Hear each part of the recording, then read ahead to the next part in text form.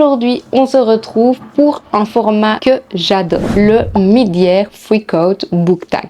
Désolée pour mon anglais qui laisse un petit peu à désirer.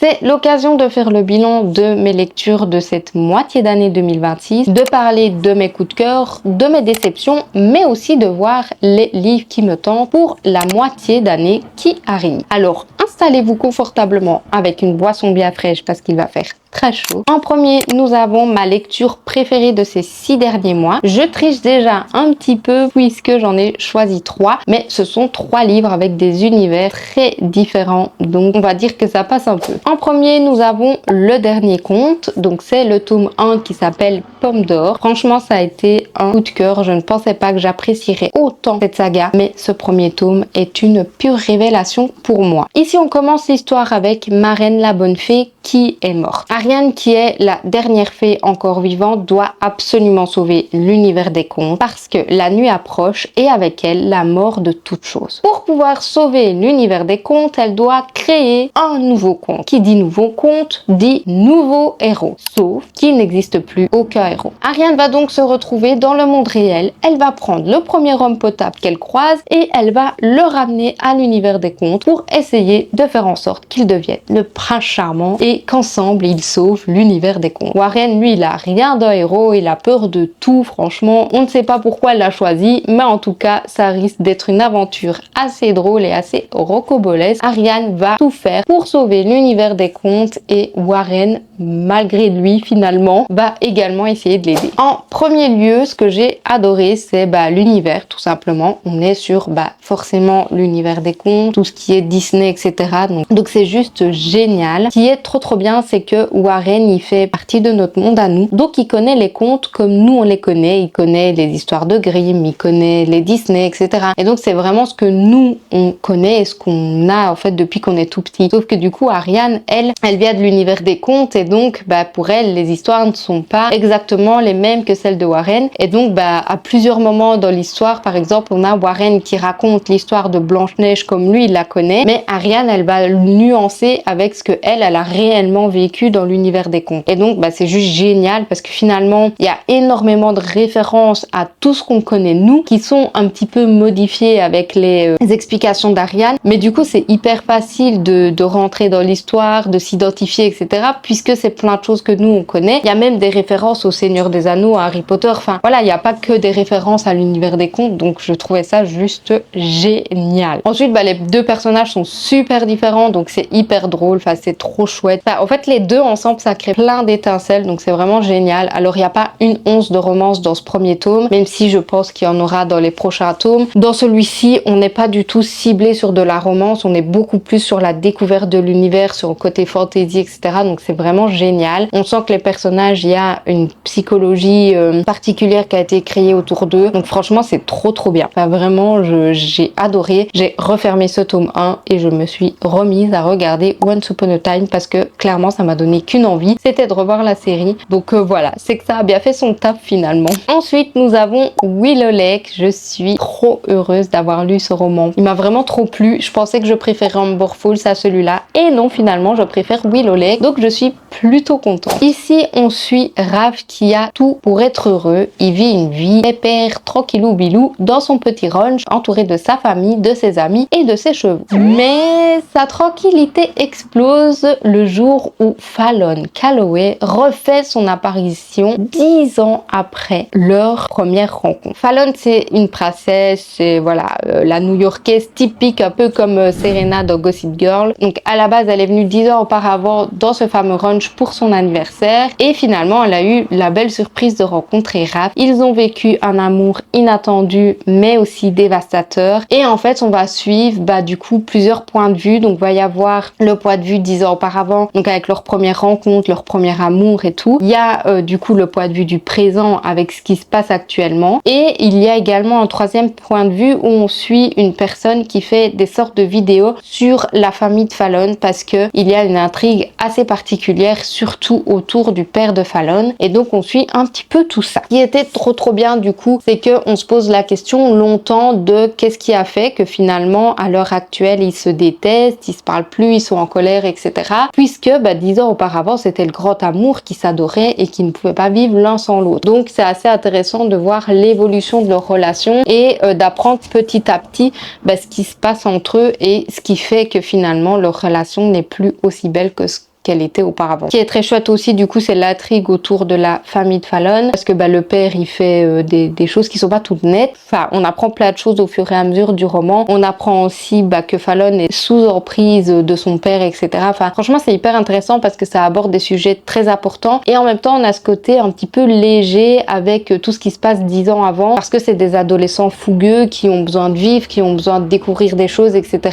Et donc, ça rend la lecture super légère. On est dans une ambiance où ils font des balades à chevaux, où ils vont dans des cascades, franchement c'est trop bien et du coup je trouve que c'est un livre génial à lire à cette période parce que on a clairement l'impression d'être avec eux dans le ranch et tout et c'est juste génial. Enfin franchement c'est une lecture où on rentre directement dedans, on a trop envie de savoir ce qui s'est passé entre les deux et finalement est-ce qu'ils vont réussir à se rabibocher ou pas, enfin voilà. Et la fin elle est très chouette parce que je pensais pas que ça se terminerait comme ça, mais je suis plutôt agréablement surprise parce que ça change un petit peu de ce qu'on a l'habitude de voir. Donc clairement, je suis trop contente d'avoir découvert ce roman. Et en dernier, nous qui avons connu Solange, c'est de nouveau un coup de cœur, comme tous les romans de Marie Vareille pour le moment. Je me demande si j'aurai une déception un jour, mais personnellement, je suis pas sûre. Ici, on va suivre Célestine qui grandit sur les terres familiales. Son objectif, c'est de réussir ses études pour éviter de devoir travailler à la ferme comme ses parents. À quelques centaines de kilomètres de là, on suit Solange qui, elle, est enfermée dans une sorte de camp de redressement pour jeunes filles déviantes. Un secret les lie toutes les deux, lequel ça forcément on le découvrira en lisant le livre. Solange, elle nourrit une haine vraiment très forte envers Célestine et on se demande tout le long du roman pourquoi, puisque au début, nous avons la relation de Solange et Célestine qui, elle aussi, s'apprécie énormément. Donc, qu'est-ce qui a fait que Solange est autant en colère sur Célestine?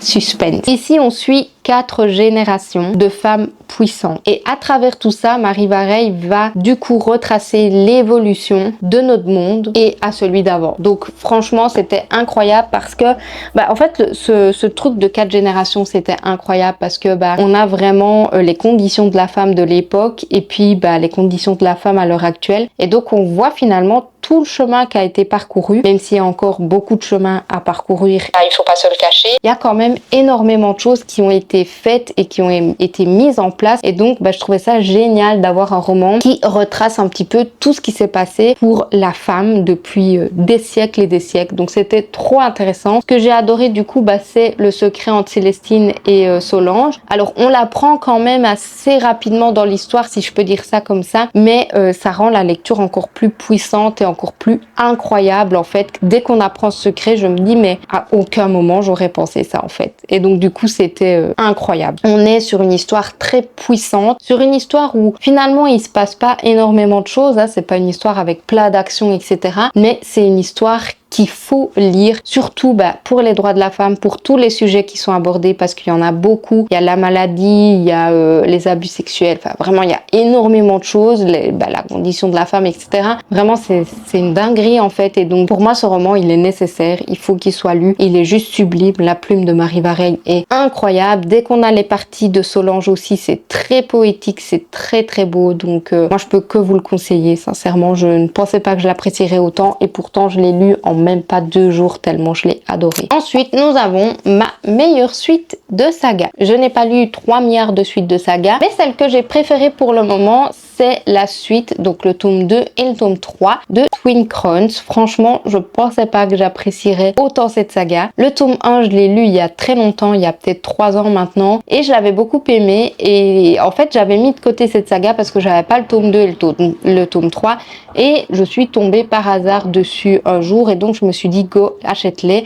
il faut que tu termines cette saga. Et je les ai lus et franchement j'ai adoré. En fait dans le tome 1 on suit Vren qui s'est préparé toute sa vie pour usurper la place de sa sœur jumelle sur le trône. C'est le seul moyen de mettre fin à la guerre contre les sorcières qui l'ont élevée. Rose, elle, s'apprête à devenir reine, à épouser le prince du royaume voisin et s'assurer un allié dans la lutte contre la magie. Sincèrement, c'était une saga mais super intéressante. Pour les personnes qui se lancent dans la fantasy, je trouve que c'est la saga qu'il faut lire parce qu'elle est pas très compliquée, même si on a un univers voilà, de fantasy avec de la magie, des royaumes, des mondes différents, etc. C'est très facile à comprendre. Moi qui ai lu le tome 2 3 ans après le tome 1, en fait j'ai tout de suite réussi à me remettre tout en tête et à me rappeler ce qui s'était passé dans le tome 1 parce que l'univers est tellement facile à comprendre que finalement j'ai pas trop eu de difficulté à me remettre dans l'histoire. Dans les 3 tomes, on a de l'action tout le temps, on ne s'ennuie jamais. Il y a à chaque fois peut-être les 100 premières pages où c'est un petit peu plus lent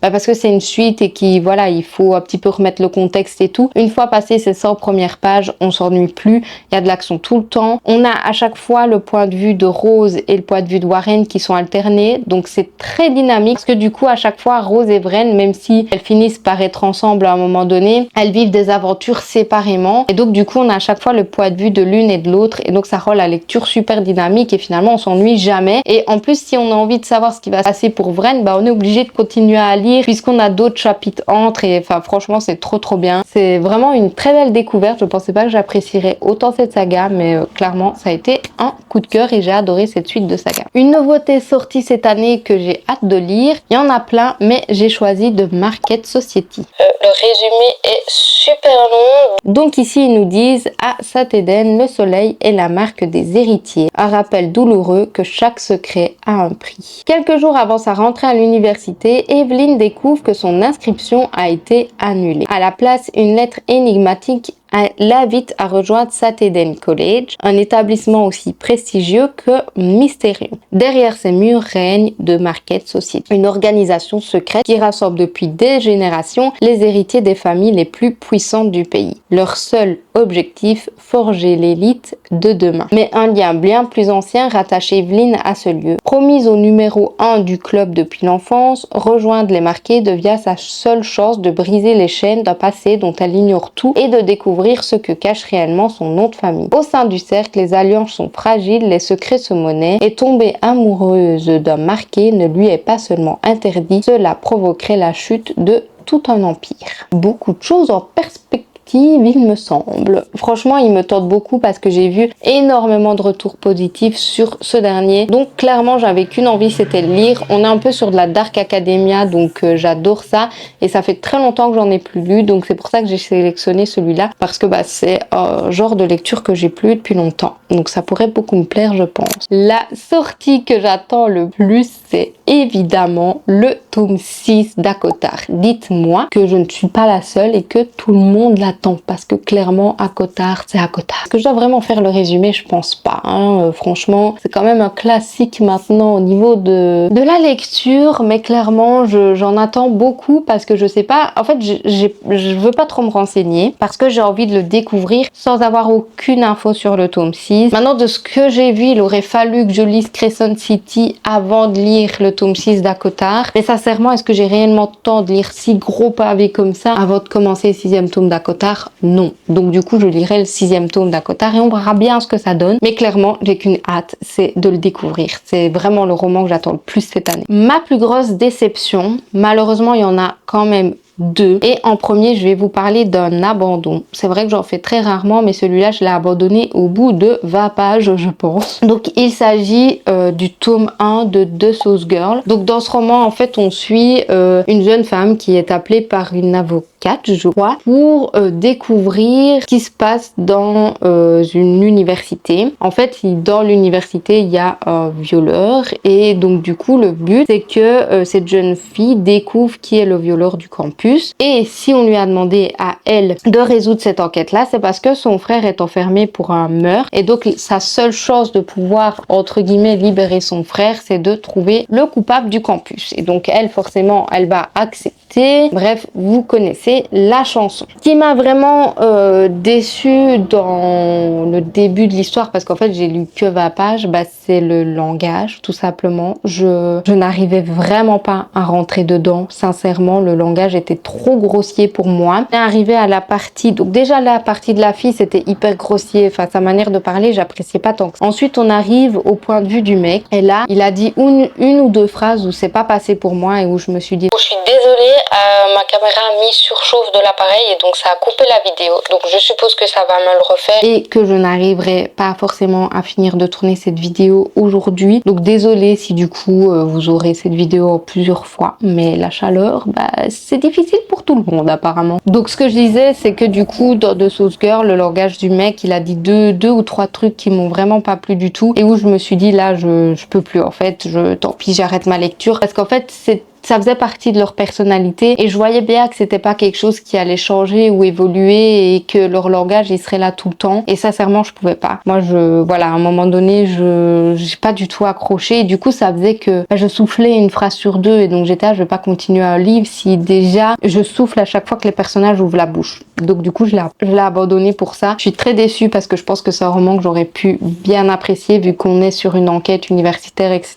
Mais vraiment le langage ça l'a pas fait du tout pour moi. Et ensuite le second tome qui m'a déçu, c'est La maison des pancakes aux fraises. Donc ici on suit un père qui en fait se retrouve père du jour au lendemain parce que la mère de son enfant est décédée. Et donc lui il va apprendre 5 ans plus tard qu'il est père, il n'était pas du tout au courant et forcément c'est lui qui doit s'en occuper vu que la mère est décédée. Il se retrouve dans la petite ville de Dream Harbor et il va travailler dans une pâtisserie où il fait des pancakes, enfin voilà, plein de trucs assez sympas. Sauf que lui il sait pas du tout s'occuper de sa fille, donc il va engager une nounou pour s'occuper de sa fille et la nounou va emménager chez lui par facilité. Donc vous vous doutez bien, il y aura une romance entre les deux. J'ai été déçue, comme un peu tous les tomes en fait de la saga Dream Harbor, de 1 parce qu'il y a énormément de smut et franchement une fois que ça commence ça n'en finit plus, donc voilà. Il y a même des scènes, je ne comprends pas pourquoi elles sont là parce que ça n'ajoute rien à l'histoire, donc je suis un peu saoulée par ce genre de scène dans cette saga en tout cas. Ensuite j'ai été très déçue de la petite fille en soi parce que on essaye de la faire passer pour une petite fille mignonne etc, qui dit des phrases toutes mimi genre pourquoi ma maman est morte ou enfin des trucs, c'était même plus ça, mais en fait c'était des phrases tellement bateau que je me suis dit mais un enfant dans la réalité il te pose pas ce genre de questions comme ça en tout cas. Enfin, pour avoir travaillé avec énormément d'enfants qui ont vécu des choses très difficiles en famille, à qui on a aussi annoncé finalement que leurs parents étaient décédés etc, en fait ils m'ont jamais posé ce genre de questions comme ça et donc du coup ça m'a paru pas du tout naturel et donc pour moi la petite fille elle était là pour faire mignon mais c'était pas naturel et les conversations, je suis désolée mais je les trouvais un peu gênantes parfois, donc j'ai été très déçue par rapport à ça parce que j'ai pas su du tout rentrer dans l'histoire à cause de ça. Je trouvais que c'était pas assez naturel en fait pour moi et donc voilà, du coup j'ai eu beaucoup de mal à rentrer dans l'histoire, mais on va dire que cette saga et moi c'est un peu compliqué, donc voilà, je vais continuer à lire les tomes parce qu'il m'en reste plus que 2, mais très déçue de la saga en globalité. Pour mes plus belles surprises, il y en a 2, vous savez je ne sais pas faire de choix, donc j'ai choisi Story of My Life. Ce livre il est juste incroyable, donc en fait ici on suit Hazel qui a le syndrome de la page blanche parce qu'elle est en dépression depuis qu'elle a divorcé avec son mari. Pour essayer de retrouver l'inspiration, elle va acheter une maison sur un coup de tête à Story Lake et elle va embarquer sa meilleure amie qui est aussi son agente littéraire et donc elles vont se retrouver toutes les deux à Story Lake dans une toute petite ville où tout le monde se connaît, avec en fait une maison qui est rénovée totalement parce qu'elle est un petit peu beaucoup abîmée. Pour se faire aider à la rénover, elle va engager les frères Bishop et les frères Bishop vont peut-être l'aider à retrouver de l'inspiration qu'elle cherchait depuis le début. Donc du coup c'était trop chouette, on est sur un livre quand même qui fait 800 pages. J'ai adoré, ce livre il est bourré d'humour, ça m'a fait penser à l'humour de Campus Driver, j'ai adoré. Franchement rien que la rencontre entre Hazel et Cam, elle est hilarante, enfin la meuf elle se reçoit un pigeon sur la tête ou enfin je sais plus mais c'était une dinguerie et je me suis dit mais en fait c'est juste génial quoi, c'était tellement drôle et ça me faisait m'évader à mort. Le fait que ce soit une petite ville c'est trop cool, moi j'adore les romans qui se déroulent dans des petites villes parce que du coup on apprend à connaître tous les personnages et finalement on a l'impression de faire partie de la ville aussi alors qu'on se fait même pas partie de l'histoire, donc franchement c'est trop bien. Hazel elle est hyper impliquée dans le fait de se faire apprécier dans la ville et tout, enfin franchement c'est trop cool et alors la romance entre à Z. Les cams, elle est géniale. C'est un slow burn. Donc du coup, c'est hyper intéressant aussi. Enfin, franchement, j'ai tout adoré dans ce tome-là et je suis agréablement surprise parce que je pensais pas que j'aimerais autant. Mais j'ai dévoré ce roman en quelques jours, donc franchement, on vous le compte. Bon, du coup, je suis vraiment désolée. On se retrouve le lendemain pour clôturer cette vidéo. Ma caméra a de nouveau surchauffé, donc je ne pouvais pas vous filmer la suite parce que il fallait que j'attende qu'elle refroidisse et en plus de ça, elle avait plus beaucoup de batterie. Donc je me suis dit, c'est le destin, je dois la terminer demain. Donc voilà, je suis vraiment désolée. Les plans seront pas tout à fait pareils, mais c'est pas grave. On va quand même continuer là où on s'était arrêté. Donc on discutait de ma plus belle surprise de 2026. Je vous ai parlé de Story of My Life, mais il y a également la doublure de Melissa d'Acosta. Faut savoir que je n'ai jamais lu de livre de Melissa d'Acosta, c'est mon premier et en plus de ça, il paraît que c'est un roman qui change énormément de ce qu'elle a l'habitude de faire. Donc j'ai commencé par un roman qui ne représente pas réellement tout son travail vu que celui-là sort un petit peu de ce qu'elle fait habituellement. Dans ce roman, on va suivre une jeune femme qui rompt avec son petit ami après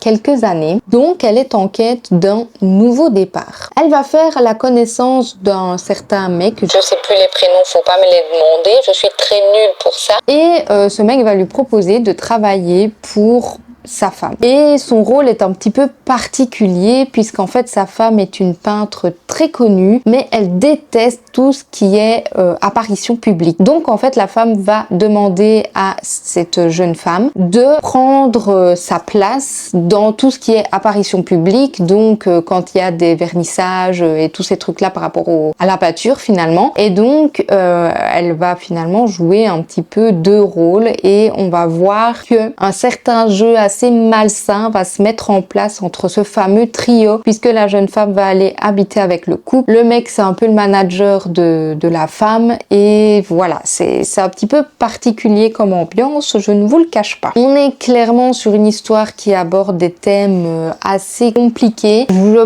pense qu'il y a une liste de trigger warning au début mais je me souviens plus trop. Donc je vous recommande vivement d'aller vous renseigner par rapport à ce roman parce que vraiment les thèmes sont assez particuliers. Enfin, les thèmes sont quand même assez compliqués pour des personnes qui peuvent avoir du mal avec ces thèmes-là. Mais personnellement, j'ai été choquée de ce que j'ai lu. En fait, au début, j'ai mis un petit peu de temps à rentrer dans l'histoire. Franchement, je m'ennuyais même un petit peu parce que je me disais, mais vers quoi est-ce qu'on va? Enfin, franchement, le résumé est assez flou. Comme vous le voyez, je vous fais un résumé un peu plus détaillé que celui qu'on a officiellement sur le livre. Mais le résumé était très flou. Donc, je me demandais vraiment vers quoi on allait se tourner dans ce roman. Et en fait, plus on avance, plus on a un sentiment de malaise, je sais pas comment expliquer, mais je me sentais pas bien en fait quand je lisais le livre et pourtant j'avais envie de le lire, de ne pas m'arrêter. Je crois que les 300 dernières pages, je les ai lues d'un coup tellement j'ai adoré ce que je lisais et c'était incroyable. En fait, on va un petit peu au plus profond de l'être humain, des pensées de l'être humain, de la psychologie des personnages. On va vraiment chercher loin en fait dans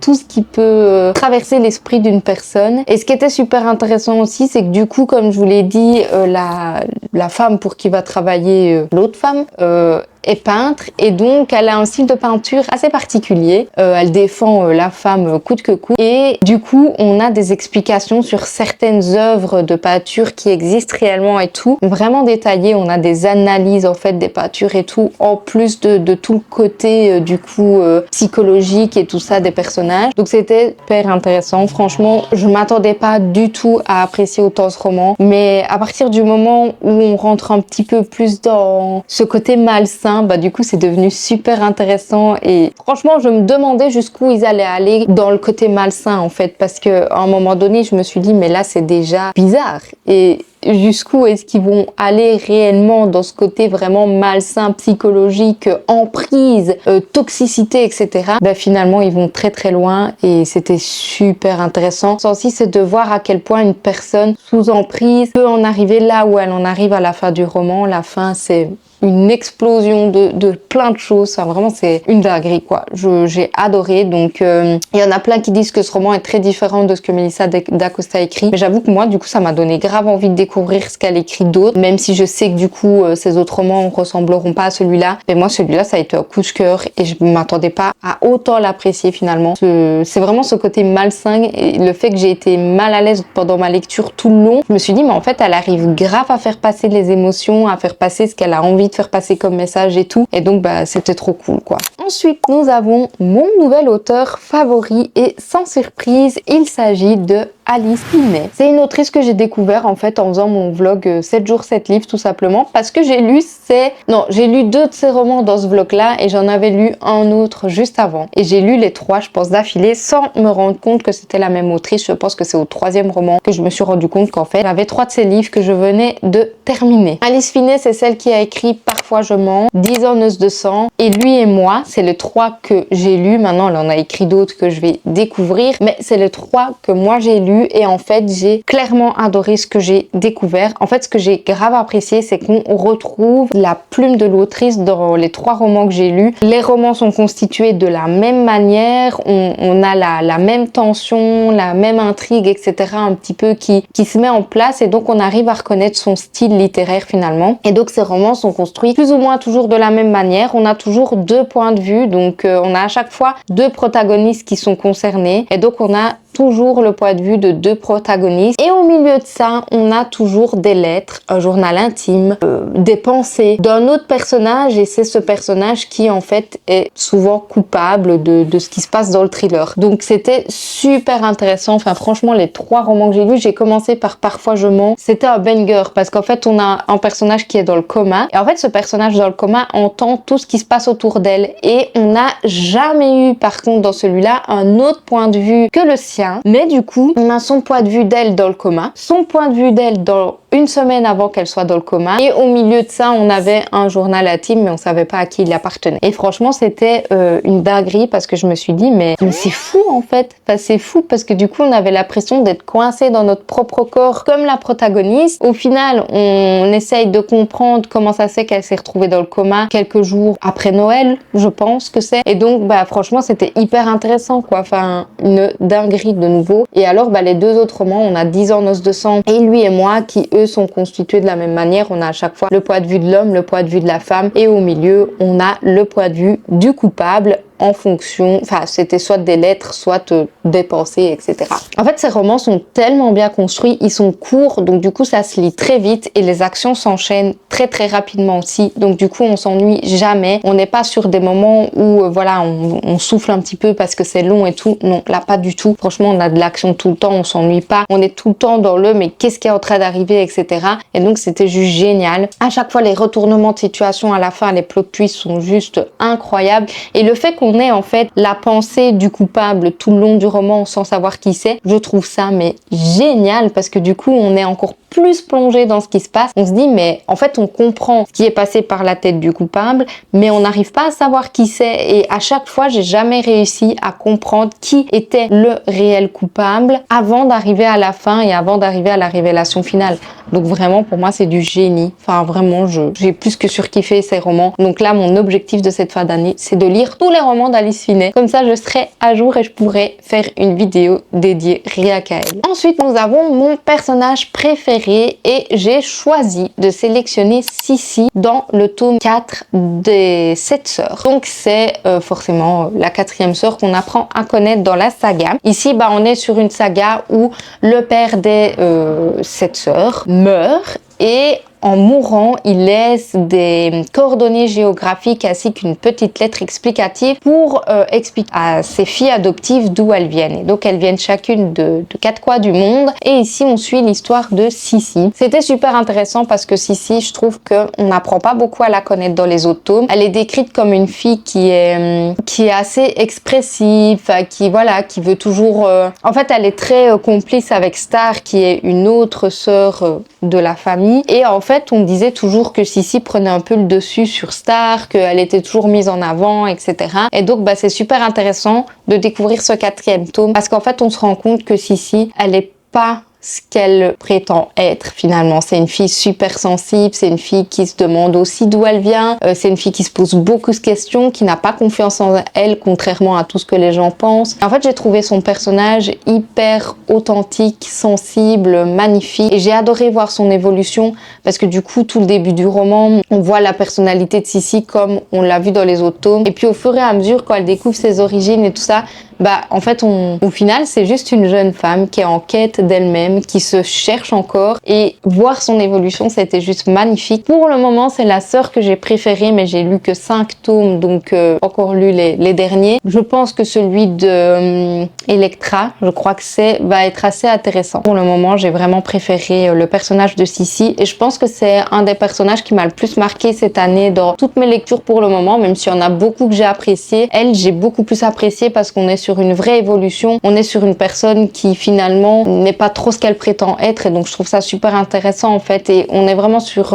une réflexion de soi, et c'est trop beau à voir. Mon plus beau livre acquis cette année, sans grande surprise, c'est La Révolte de la Reine. J'ai pas acheté beaucoup de reliés cette année, je me demande même si j'en ai acheté, j'en suis pas sûre, parce que là ça fait 3 mois que j'ai plus acheté de livres, donc ça veut dire que j'ai acheté des livres que les 3 premiers mois de l'année. On peut quand même être très fier, hein. C'est un exploit. Mais du coup je pense pas avoir acheté de reliés, et La Révolte de la Reine est le plus joli que j'ai acheté pour le moment, je trouve, parce qu'en plus d'avoir une couverture qui est magnifique, qui est royale, qui est trop belle, mais en fait à l'intérieur on a des illustrations des 2 personnages principaux qui sont juste magnifiques, et encore à l'intérieur du livre on a 2-3 illustrations de certains moments du roman en noir et blanc. Donc je trouve ça juste trop beau, et franchement je trouve que la vibe du roman est magnifique, et le tome 2 l'est encore plus, donc j'ai trop hâte de l'acheter parce qu'il est dans les tons de beige et tout, c'est tout ce que j'adore. Donc franchement j'ai trop hâte de l'acheter, et il est trop beau. Donc je pense que c'est le plus joli que j'ai acheté cette année. C'est très étonnant que ce soit broché, mais voilà, je n'ai pas acheté de relié, donc forcément il fallait que je trouve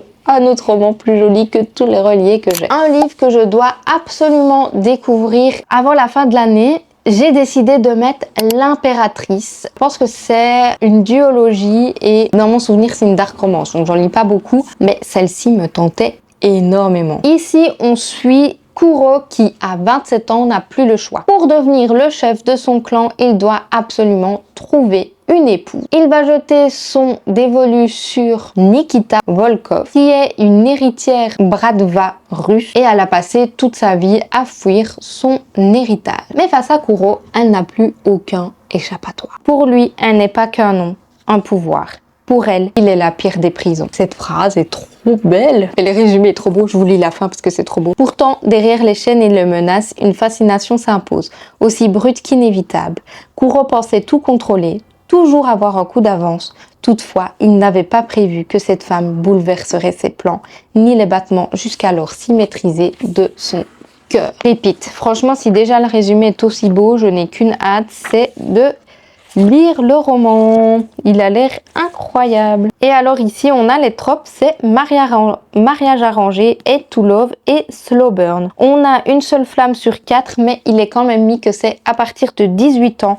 Donc je suppose que les trigger warnings sont assez importants. Je vais voir s'ils sont notés dans le roman. Oh, mais il est trop sympa. Ici on a un arbre généalogique des Yakuza. Ensuite on a une page de couverture qui est juste magnifique, et en fait comme vous le voyez sur la page de couverture il y a des petits ici aussi on a à chaque fois des calligraphies japonaises, et en fait c'est génial, mais là on a les vraies traductions, donc des calligraphies ici et de la calligraphie de la couverture, et ça veut dire mariage et l'ombre de ta lumière. C'est génial. J'essaie de voir s'il y a des... Ah ouais, trigger warning, il y a quand même un bon petit panel là, donc je vous conseille de vous renseigner de nouveau.